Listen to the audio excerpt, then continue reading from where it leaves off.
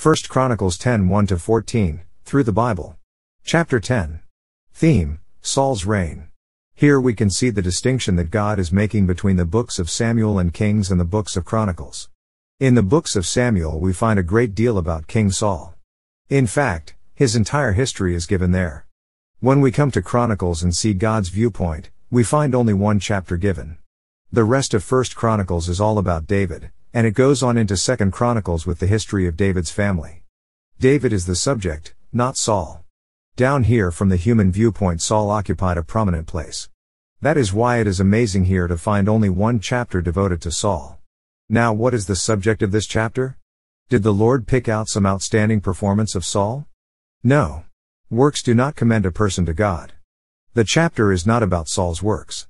It is about his death and how he was slain. I am of the opinion that a great many men and women who have occupied a large place in human history will not get much of a write-up in heaven. This is certainly true of Saul. You will recall that when we were studying 1 and 2 Samuel, we attempted to determine who had slain Saul. Who was the one that was responsible for his murder? Or did he commit suicide?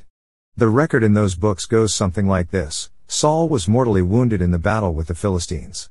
Then he told his armor-bearer to kill him because he didn't want the disgrace of being killed by a Philistine. The armor-bearer refused to take his sword to kill the king. So Saul fell on his own sword. Was Saul physically able to kill himself?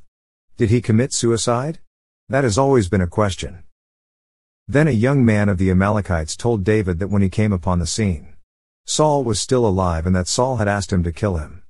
The young Amalekite claimed that he was the one who had slain King Saul, and he brought Saul's crown and bracelet to David to prove his story. King David had the Amalekite slain, saying, "Thy blood be upon thy head, for thy mouth hath testified against thee, saying, I have slain the Lord's anointed." 2 Samuel 1:16. Now who is responsible for the death of King Saul? We almost need to call in the FBI. But actually it won't be necessary to call them into the case, because we will have a confession here from the one who is responsible for Saul's death. Now the Philistines fought against Israel, and the men of Israel fled from before the Philistines, and fell down slain in Mount Gilboa. And the Philistines followed hard after Saul, and after his sons, and the Philistines slew Jonathan, and Abinadab, and Malchishua, the sons of Saul. And the battle went sore against Saul, and the archers hit him, and he was wounded of the archers. 1 Chronicles 10 1-3. He was wounded by the Philistines, but he did not die from that wound. Then said Saul to his armor-bearer, "Draw thy sword, and thrust me through therewith, lest these uncircumcised come and abuse me." But his armor-bearer would not, for he was sore afraid. So Saul took a sword, and fell upon it. And when his armor-bearer saw that Saul was dead, he fell likewise on the sword, and died. So Saul died, and his 3 sons, and all his house died together. And when all the men of Israel that were in the valley saw that they fled, and that Saul and his sons were dead, then they forsook their cities, and fled, and the Philistines came and dwelt in them. 1 Chronicles 10 4-7. I assume from this record that when that Amalekite came along, Saul was already dead. The Amalekite knew that David and Saul had been enemies, so he went into the presence of David and took credit for the slaying of Saul.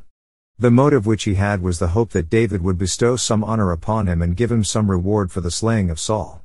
He didn't dream that David would react as he did. David executed him on his own confession. David said that he was condemned out of his own mouth. However, it appears that the young man was lying, and that he really did not slay the king. And it came to pass on the morrow, when the Philistines came to strip the slain, that they found Saul and his sons fallen in Mount Gilboa. And when they had stripped him, they took his head, and his armor, and sent into the land of the Philistines round about, to carry tidings unto their idols, and to the people. And they put his armor in the house of their gods, and fastened his head in the temple of Dagon. 1 Chronicles 10 8-10. The Philistines did this terrible dishonor to Saul's body. The temple of Dagon was in Ashdod. You remember that Samson had pulled down the pillars in the temple of Dagon when they were making sport of him there. Now this is where the Philistines brought the head and the armor of Saul. And when all Jabesh Gilead heard all that the Philistines had done to Saul, they arose, all the valiant men, and took away the body of Saul, and the bodies of his sons, and brought them to Jabesh, and buried their bones under the oak in Jabesh, and fasted 7 days. 1 Chronicles 10 11-12. Does this close the case?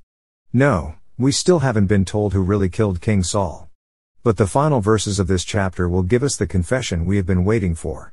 So Saul died for his transgression which he committed against the Lord, even against the word of the Lord, which he kept not, and also for asking counsel of one that had a familiar spirit, to inquire of it, and inquired not of the Lord, therefore he slew him, and turned the kingdom unto David the son of Jesse. 1 Chronicles 10:13-14. Now, who was it that slew Saul? It says that he inquired not of the Lord, therefore he slew him. Who is he? The Lord is the one who took his life. It is as Job said, the Lord gave, and the Lord hath taken away, blessed be the name of the Lord, Job 1:21. The Lord takes the responsibility. God says that he removed Saul. God executed him. Do you wish to find fault with the Lord? Can God be arrested for murder? My friend, God has taken many a person. By the way, that is the reason God says you and I are never to take a human life. The Lord gave and the Lord hath taken away. Until you and I can give life, we have no business in taking life. Only God can give life, so God can take away life, and for him it is not murder. For you and me it is murder to take a life, and we must surrender our own lives when we do it. This is the reason David executed the Amalekite when he claimed he had murdered King Saul. Why was Saul executed? He died for his transgression which he committed against the Lord, even against the word of the Lord, which he kept not, and also for asking counsel of one that had a familiar spirit. Saul turned to Satan for advice. For these reasons God took his life. In the New Testament we find that God took the lives of Ananias and Sapphira. A great many people give Simon Peter the credit, or the blame, for that. I believe that Simon Peter was the most surprised person there that day. God was the one responsible for their deaths. And Saul died because of his transgression. Many times God reaches in and takes a human life because of that. I have lived long enough now so that I can look back and see that many times God has put a man aside. He can put a man on the shelf by putting him out of his service. He can remove him from an office. God moves in the affairs of men. God has not abdicated today. He is still running the universe. It is his universe and he will run it his way. If he wants to remove someone, that is his business, not yours or mine. He is not accountable to us, but we are accountable to him. He is the one who calls the shots. He is the one who is the umpire, and he will make the decisions. By the way, to whom are you listening today? Do you hear God's voice? Or are you listening to man's voice, even to Satan's voice? This is the sin that causes God to move into the affairs of men. What a chapter this is. It throws heaven's light on a very moot subject.